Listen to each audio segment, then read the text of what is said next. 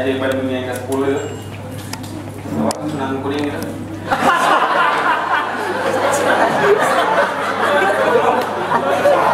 Wah, dia jago ini.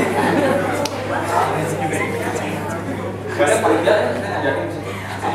Ayo. Astagfirullah. Kita bikin tobat mereka ya. Datang aja baik. Mas, tobat Pak, istighfar Pak. Astagfirullahaladzim. Mas, saya Kristen. Teman-teman, kenalin nama gue Zawin. Tahu. Bagus. Kemarin gue baca berita. Beritanya itu ada tulisan iPhone 5 meledak dan kena mata penggunanya. Dan ternyata ada yang pernah baca berita itu kan? Dan ternyata bukan iPhone 5 doang. Kemarin temen gue beli tab. Itu kan ada akseleratornya. Ketika kotak-kotak meledak. Taunya dia belinya tab with shopping suara.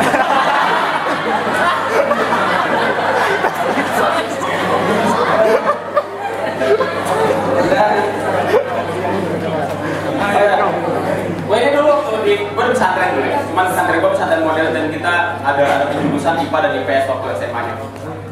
Dulu gue pengen banget masuk IPS. Ya teman-teman ini hukum IPS kan. Hukum IPA. Kok kacau di kampus. IPS aja lo, gak masuk IPA aja lo. Enggak, gue pengen banget dulu pengen masuk IPS. Gue pengen banget dulu. Cuman orang tua gue maksa gue, ibu gue khususnya maksa gue untuk masuk ke IPA. Karena ibu gue pengen banget gue pintar matematika. Dan sekarang gue rasa masih banyak orang tua yang beranggapan seperti itu. Beranggapan bahwa anak yang cerdas adalah anak yang pintar matematika. Sedangkan anak yang pintar di bidang lain itu gak dibilang cerdas. Sekarang gini teman-teman, untuk anak-anak yang tidak terlalu mencintai matematika, buat apa mereka belajar matematika terlalu dalam? Karena lu belajar matematika dari SD sampai SMA, persamaan linear, dua variabel, gak kepake pas lagi beli somai. ya kali untuk beli somai. Bang beli somai bang, kalau somai 1 tahunnya 2 kan 2.000, kalau somainya 2 tahunnya 3 kan 3.000, berapa kan ada 1 somai? Dan lu belajar matematika dari SD sampai SMA, geometri gak kepake pas lagi parkir mobil. Ya kan kali itu parkir mobil, ya pak ya 2 cm ke sumbu 7 cm ke sumbu Y. Gak ada. Dan kalau menurut gue ya, kalau menurut gue pendidik, gue mahasiswa pendidikan di UIN Jakarta. Gue mahasiswa pendidikan. Oh iya, sekarang ini UIN banyak banget yang bilang katanya UIN itu sarang ISIS ya. Sarang ISIS. Ngomong aja, itu ngeselin ya. Maksud gue kenapa harus ISIS dari sekian banyak teroris yang ada di UIN gitu? Masih ada ya itu ya. Yang ngebom juga banyak. Ya, lagian gini men, ini kerudung juga nih, mbak lu kerudung ISIS deh. Enggak itu ada kumisnya, ISIS Daria. Lagian ISIS itu men, ISIS itu sarangnya bukan di UIN, ISIS itu sarangnya di kereta api. Lu dengar nggak suaranya? Tutut, ISIS. Tadi gue pendidikan, gue masih soal pendidikan. Gue pernah ngajar anak SD sampai SMA, gue pernah ngajar pelajaran berhitung tuh, yang lucu tuh waktu pelajaran berhitung kelas SD gitu. Gue tanyakan anak-anak habis 1 berapa, gak ada yang tahu. Gue tanya lagi anak-anak habis 5 berapa, masih gak ada yang tahu. Pas gue tanya anak-anak habis 10 berapa, pojok kanan ada nunjuknya, silakan Jack Winking pak. 10 Jack Winking. Gue tanya lagi anak-anak dari 1 sampai 9, angka yang paling besar berapa, ada yang nunjuk lagi, silakan 2 pak, kok 2 kan dokter. Ya, salah anak-anak, dari 1 sampai 9, angka yang paling besar itu 9, kok 9 pak, iya kan kiu-kiu. Dan kalau menurut gue ya, pendidikan sekarang itu gak beda jauh sama pada saat pendidikan pada saat zaman kolonial. Karena hanya bisa dinikmati oleh kalangan atas. Sedangkan kalangan bawah hanya bisa menikmati pendidikan dengan infrastruktur seadanya. Bedanya pada saat zaman kolonial kita dijajah oleh bangsa Belanda dan sekarang kita dijajah oleh bangsa kita sendiri. Lo tau kenapa kita dijajah oleh bangsa kita sendiri? Karena bangsa kita nggak bisa ngejajah bangsa lain.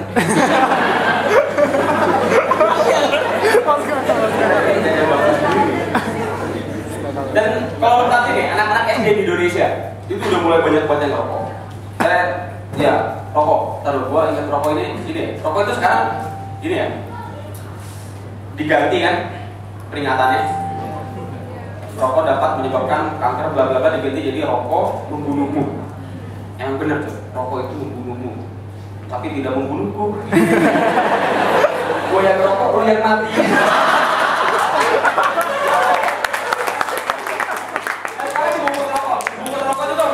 Gambar-gambar serem kan paru-paru terus tenggorokan gambar-gambar serem kayak gitu yang dibungkus rokok niatnya untuk mengurangi angka perokok di Indonesia itu nggak terlalu berpengaruh di Indonesia, nggak mengurangi angka yang signifikan. Kenapa? Karena orang-orang Indonesia kebanyakan beli rokoknya batangan.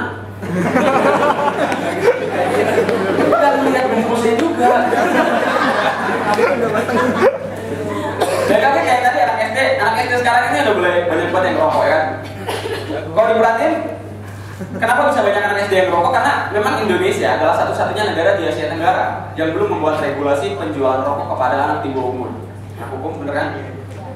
Ya kan? Akhirnya anak-anak SD di Indonesia kalau mau beli rokok tinggal bilang, "Bang, beli rokok disuruh sama bapak," bener kan? Kok nggak bilang, "Bang, beli rokok disuruh sama tukang dagang." Lu pernah nggak sih waktu kecil disuruh beli rokok sama tukang dagang terus diupahin? Upahnya apa? Rokok sebatang. Coba kalau misalnya udah ada regulasinya, pasti jadi beli. Bang, beli rokok. Ngapa lo masih bocah beli rokok? Suruh bapak beli sendiri. Dia pulang, bapaknya datang. Mas beli rokok? Oh jadi lu yang nyuruh anak lu tadi beli rokok? Iya. Bisa beli rokok buat anak saya. Apa aja disuruh anak lu? Diupahin bro. Upahnya apaan? Rokok sebatang. Nah teman-teman, gue ini dulu sebelum masuk UIN, gue dulu di pesantren SMP, SMA, gue di pesantren 6 tahun gue di sana, di salah satu pesantren modern daerah Banten. Sampai sekarang masih banyak orang berpikir katanya lulusan pesantren cuma bisa ngaji dan ceramah. Sok tahu.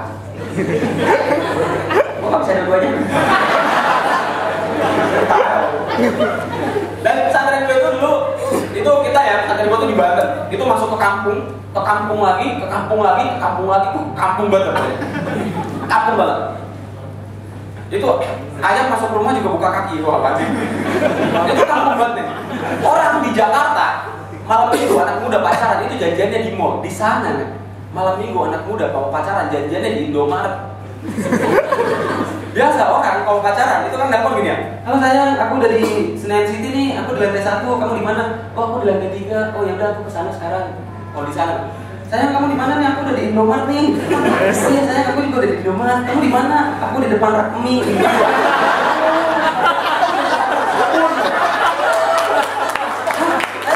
Rekmi sama aku kan samaan. Kita samping. Itu dari Indomaret itu cuma satu dan jauh banget. Itu belasan kilo kita berjalan kaki. Dari pesantren gua pengen beli Indomaret, pengen beli Yakult. Sampai Indomaret beli Yakult, sampai ke pesantren gua lagi itu bakterinya udah berkembang biak. Jauh banget. Dan kalau di Jakarta prinsipnya gini, di mana ada Alfamart, di situ ada Indomaret. Ya. Kalau di pesantren gua main dulu, di mana ada Alfamart? Hah? Di mana? Gak ada. Dan pesantren itu di ini, men. Otaknya itu di kampung dan posisinya itu di antara dua gunung. Bener-bener di gunung kelihatan saya, di lembah. Jadi kalau mau lihat pesantren itu sebenarnya gampang, tinggal tarik jari lu gitu.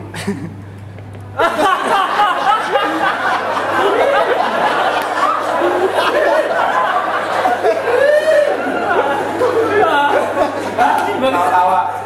Boleh saya lihat pesantren saya?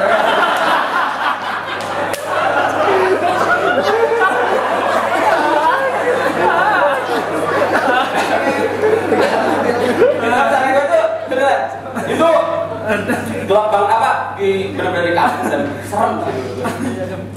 Gue dulu pernah ya, kalau di pesantren gue tuh kan gedungnya ada 7 gedung, kita ada sekitar 18 hektar.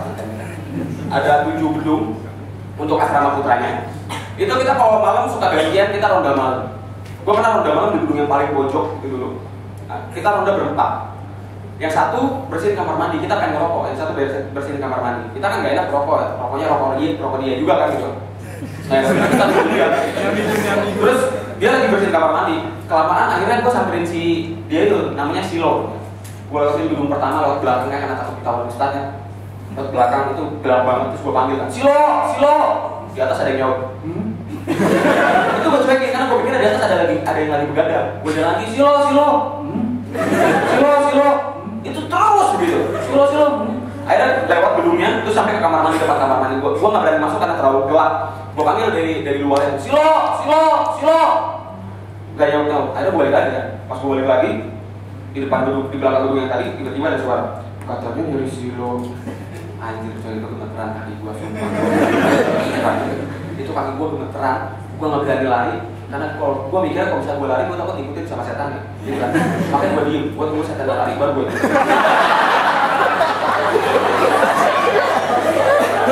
Terus habis itu gua jalan ke gedung gue tadi kan, jalan pelan-pelan terus gue teriakin temen gue 2 orang yang masih ada di gedung pojokan. Pak I, ready, Pak I, ready. Supaya pada dia langsung kaget ngeliatin gue kan. Asal project jauh, si Pak I pucat gitu. Terus didudukin gue suruh orang ngopi.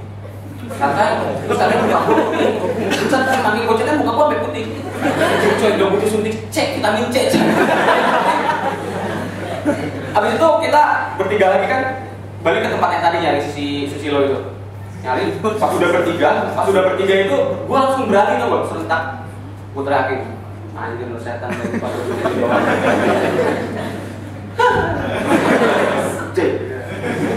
terus yang bertiga kan pada ketakutan kan soalnya gue mikirnya begini prinsipnya gini kalau misalnya kita berani setannya bakal takut kalau misalnya kita takut setannya akan berani kalau kita berani setannya masih berani lagi abis tadi.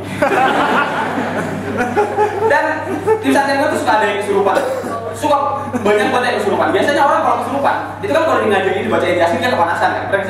Gue pernah dulu ya, ada yang kesurupan dibacain Yasin.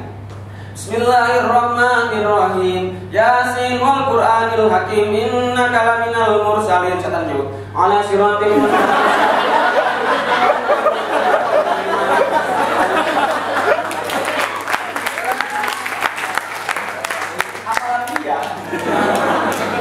Habis baca Yasin selesai, kita baca Al-Waqiah. Bismillahirrahmanirrahim. Idza waqa'atil waqi'ah laisa liwaqa'atiha kadhibah khafidhatur rafi'ah. Itu setan diam aja. Enggak hafal dia. Selesai baca Al-Waqiah, sadaqallahul adzim. Setannya ngomong, "Habil." Salah. Tweetnya salah. Kalau mati ketemu saya baca guna dua harokat katanya anak pesantren.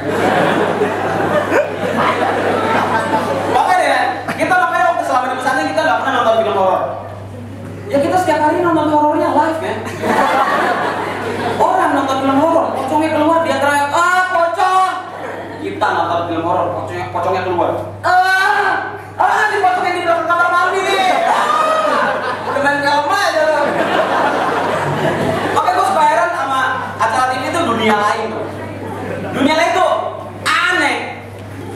Kita tuh kayak nonton satu orang disorot sama kamera malam-malam, terus dia komentarin hal sekitar. Udah cuma itu. Jalan-jalan, astagfirullah, di sini ada pohon. Ada daunnya warna hijau, ada akarnya. Semua pohon juga gitu ya. Jalan-jalan, astagfirullah. Putih-putih, aduh, Himalaya, kayak salah dikit itu kuburan. Aduh, putih-putih, ini bener putih-putih malam. Astagfirullah, kuntilanak, di mana kan? Dia putih astagfirullah, Allah Akbar. Kuntilanak nyawa, asyhadu an la ilaha illallah. Jadi ajar. Dan kalau dulu ya dunia lain itu coba lihat dunia lain itu dulu yang jadi apa namanya yang jadi paranormal itu kan serem-serem bapak-bapak tulisan jepotan jambang hidung keluar gitu. namanya juga serem-serem Joko Bodo kejar dewa macam-macam. Sekarang paranormal dunia lain siapa? Cewek indigo cakep malam-malam pakai hot celana tank top. Jangankan setan gue juga demen. Ya terus mediasi juga. Siapa ini? Budi dari Palembang enggak? Paspornya Budi kan Senegal. Ya 2 juta rupiah.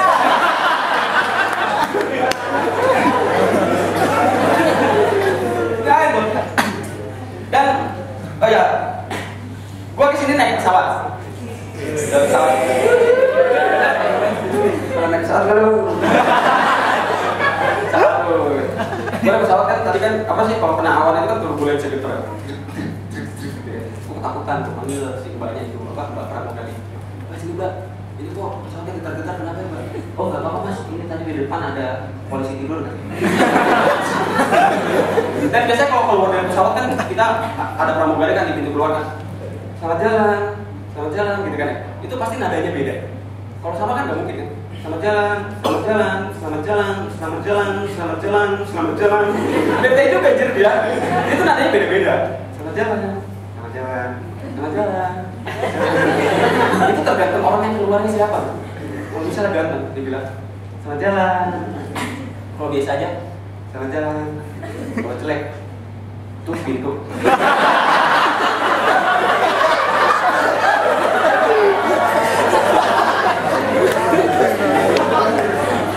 Sabar nih. Gue ntar balik rencana gue naik kereta. Nggak ada duit. Soalnya sedang komedi, duitnya kecil coy. Naik kereta, dan biasanya nih kalau naik kereta itu paling enak. Kalau misalnya kita duduk di dekat ibu-ibu, pertanyaannya pasti sama. Dek, mau kemana? Semarang. Oh Semarang, ada kuliah apa kerja? Kuliah di mana? Di UIN jurusan apa? Pendidikan bahasa Inggris bu. Oh pendidikan bahasa Inggris, ada tuh teman ibu tuh di sini. Namanya siapa ya? Ada tahu nggak namanya siapa ya? Lu yang mau cerita? Oh iya maaf. Aduh iya maaf. Kalau iya namanya si Irfan itu kalau ini. Nah, kalau Jokowi kenal nggak? Jokowi Pak Presiden ya, tahu lah gua. Oh ya maaf. Nah, kalau Budi dari Palembang kenal apa? Pertanyaannya tuh pasti pertanyaan itu ada yang turun di mana? Pasti ada. Ada yang turun di mana pasti ada. Ini naik kereta tuh kayak gitu ibu. Gua ngerinya nih ibu-ibu kalau kayak gini terus ntar gua naik pesawat samping gua ibu-ibu tetap nanyain sama adek mau kemana? Bu, ini pesawat cuma turun di Semarang bu. Ya mungkin saya tuh tengah jalan bu. Kata siapa saya di Pekalongan.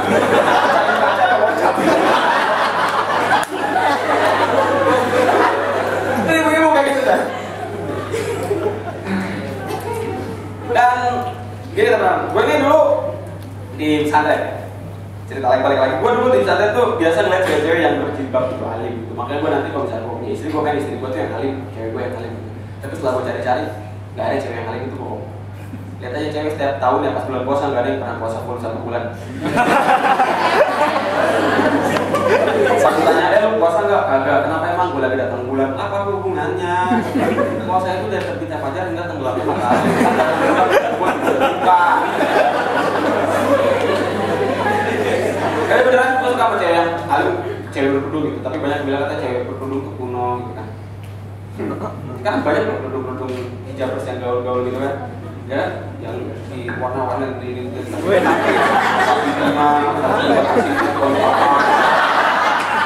kaca.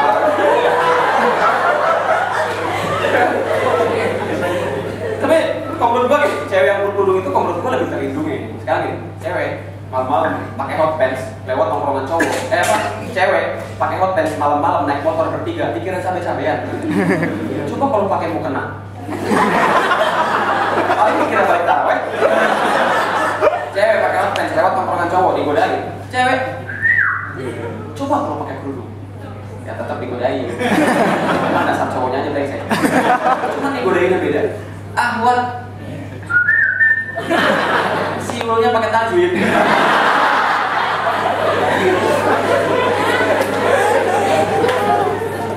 Dan kira sampai sekarang itu masih banyak orang yang berpikir katanya pesantren mah kuno, nggak modern, ketinggalan zaman. Jangan salah loh, banyak sekarang pesantren modern. Contohnya pesantren gua, yang bahkan sehari-hari kita nggak ngomong bahasa Indonesia. Kita sehari-hari ngomong bahasa Arab dan bahasa Inggris. Minggu pertama bahasa Arab, minggu kedua bahasa Inggris, gitu terus muter seterusnya. Pas lagi bahasa Arab kita ngomong bahasa Arab. Ayo Allah sahab, habina sholat jamaah di masjid. Bisa gua. Pas lagi bahasa Inggris, pas lagi minggu bahasa Inggris, kita juga ngomong bahasa Inggris. Come on, let's go. It's time to provide. Let's go. Let's go. Termasuklah. Tapi, kira banyak yang bilang katanya lulusan pesantren mah nggak jelas. Lihat aja bilang lulusan pesantren teman gua lulusan pesantren tapi mabok-mabokan. Gua bilang gini loh teman-teman. Kita nggak bisa dong menyimpulkan sesuatu yang sangat besar hanya dengan mengambil satu sampel. Itu sama kayak gara-gara statistik tak perlu air segalon, gara-gara saya perolah rusak susu segelas, gara-gara satu anak boker di depan kali ubah lagi. Maksud gue itu sebagus apapun pohon pasti ada satu buah yang busuk dan itu jatuh ke bawah selalu dilihat. Yang bagus ada di atas, nggak pernah kelihatan karena ketutupan daun. Anak pesantren juga ada yang mabuk, ada. Ya tapi kan sebagian gitu, itu yang selalu dilihat yang busuknya. Dan lagian gini men, anak pesantren kalau mabuk juga beda. Anak non pesantren dia mabuk, dia rusuh, dia sembarangan ngomong. Kalau anak pesantren dia kalau mabuk dia nggak rusuh, dia nggak sembarangan ngomong. Dia sembarangan baca Quran. Dia anak pesantren kalau mabuk baca Quran ini. Ya bat taqadibungkus anuka. Dari bacanya dalam gereja. Baca tanya ngomong Allah, lainnya mau siapa?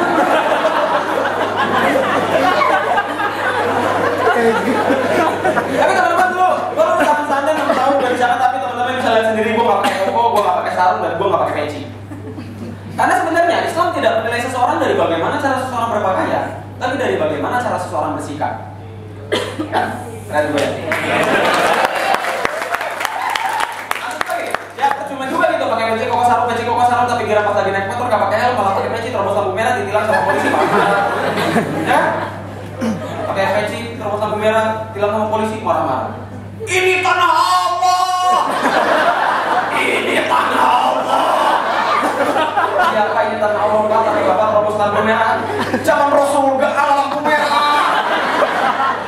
Iya pak, zaman Rasul gak ada lampu merah pak, tapi zaman Rasul juga gak ada motor 2 tak. Kalau bapak mau terobos lampu merah pak, jangan naik motor, naik onta. Onta gak ada yang 2 tak. Sangkaran buaya.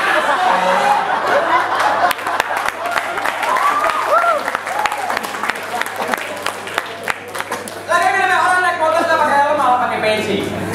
Orang naik motor gak pakai helm malah pakai peci. Emang kalau misalnya kita masuk ke mall, masuk ke parkiran motor gitu, ada tempat penitipan peci? Iya ada. Orang naik motor gak pakai helm malah pakai peci. Mungkin orang-orang yang kayak gini pas lagi sholat baru dia pakai helm.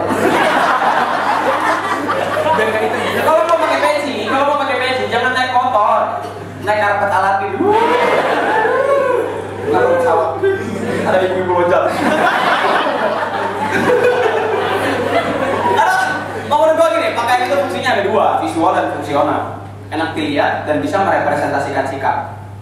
Ya percuma juga gitu pakai peci koko sarung, tapi kira pas lagi bulan puasa, ada warteg buka, pada udah kasih tirai, tetap digerebek, kan kasihan. Gue belum kenyang. Ya percuma gitu pakai peci koko sarung, tapi kira pas lagi di atas panggung, lagi ceramah, kepala orang dipitik.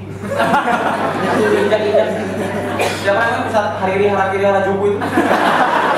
Jangan pas lagi ceramah itu, ada somer salah dipanggil, somer tadi usia. Pas lagi di depan langsung kepalanya gitu. Ayo si wali siap ayo.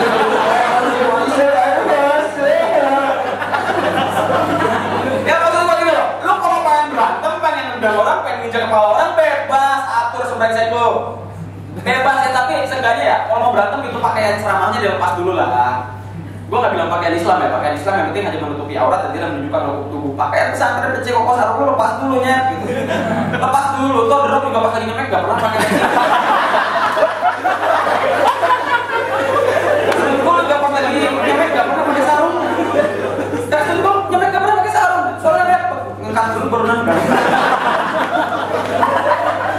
Karena menurut gue gini, orang yang kepalanya diikat sama sorban tapi kelakuannya enggak, itu bukan manusia.